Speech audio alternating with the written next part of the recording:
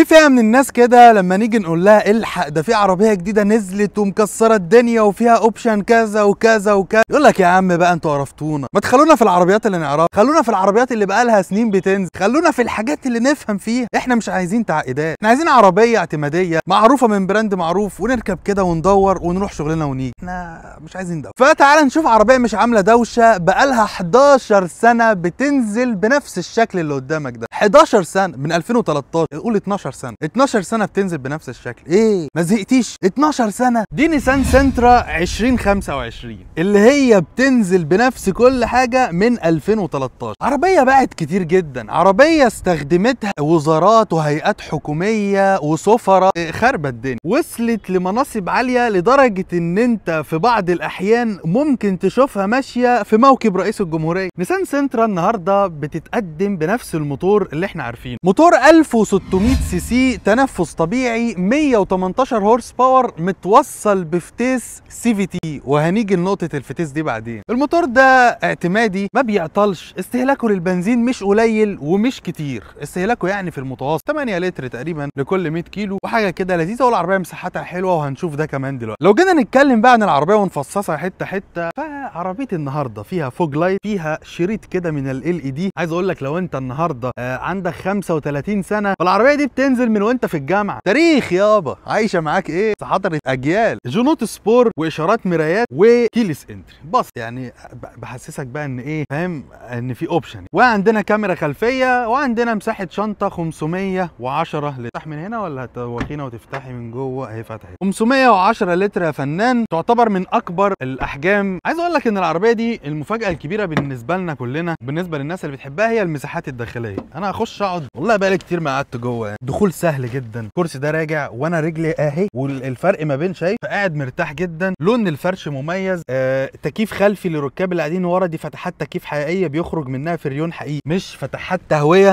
زي اللي موجوده في نيسان صاني، لا دي فتحات تكييف حقيقيه. تعالوا بقى نخش نشوف العربيه من قدام ونشوف العربيه دي فيها ايه من جوه، على اساس يعني ان انت مش عارف فيها ايه. 11 سنه ما تعرفش فيها ايه، اعمل نفسك هتعرف. لو بصينا من جوه يا سيدي هنلاقي الطاره الشهيره بتاعه نيسان. الطاره دي بيحطوها في سنترا وبيحطوها في صاني. هو قال لك يابا احنا مش هنعمل دوشه، هنحط نفس الطاره في صاني وفي سنترا، ونفس المفتاح هنستخدمه في صاني وفي سنترا، ونستخدمه في افخم عربيه عندنا، مفتاح نيسان الشهير. المهم يا سيدي عندك هنا شويه تطعيمات كده من الابانوس، طبعا ده مش خشب ابانوس حقيقي. عندك هنا الخامات حلوه قوي، مبطنه، تقعد تسند كده وتريح. على فكره عايز اقول لك على حاجه، دي احلى حاجه في العربيه دي، اللي راكب العربيه دي عارف قيمه دي ايه. وعندك هنا تاتش سكرين فيها ابل كار بلاي واندرويد اوتو، وتشوف منها الكاميرا الخلفيه. جوده الكاميرا طبعا على الله. تكييف ديجيتال دوال زون، ده هنا تتحكم في درجه الحراره بتاعتك، واللي جنبك يتحكم في درجه الحراره بتاعتك. عندك ستارت ستوب انجن، وعندك الديزاين بصراحه بتاع العدادات جميل جدا، حلو بصراحه. وانا قاعد مرتاح، والقعده كلها رجلي مفروده اهي، والدنيا كلها تمام. انا بصراحه الانتيريور بتاع العربيه دي حلو، من احلى الانتيريورز اللي ممكن تشوفها في الفئات دي يعني. عندك تحكم طاره، وتقدر ترد على المكالمات من هنا. انزل بقى فنان وتعالى نشوف العربيه دي بتقدم لنا ايه من وسائل الامان.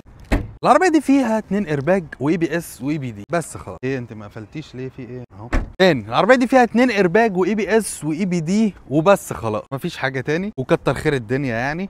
هيبقى لها بالمناسبه 12 سنه بتنزل بنفس الامان ده يعني، مفيش جديد، هم ما زودوش حاجه. بس بقى ميزه العربيه دي زي ما قلت لك ان هي عربيه معروفه. عارف انت الشخص اللي عايز عربيه يشتغل بيها ده ومش عايز دوشه؟ عارف انت اللي عايز يلاقي قطع غيار بسهوله، اللي يلاقي فانوس مثلا عند التجار بره سعره 2000 جنيه عادي جدا، بعكس فوانيس النهارده في عربيات تانية من نفس الفئه دي اللي سعرها 20 و30 الف جنيه. انت هنا تجيب الفانوس ب 2000 2000 ونص بالكتير قوي وتبقى مبسوط. تلاقي قطع غيارك، تلاقي اي حد لما تعطل يعمل لك صيانه، الناس كلها فاهماها ومتعوده عليها. دي ميزه عربيه النهارده، ميزه النيسان سنتر. طبعا هتقول لي الفتيس سي في تي مستخدم في عربيات كتير مشتركه ما بين نيسان ورينو، وعشان تبقى في السليم اعمل صيانته كل 40 الف كيلو. بس يا سيدي ده الفيديو بتاع النهارده، النهارده عن نيسان سنترا.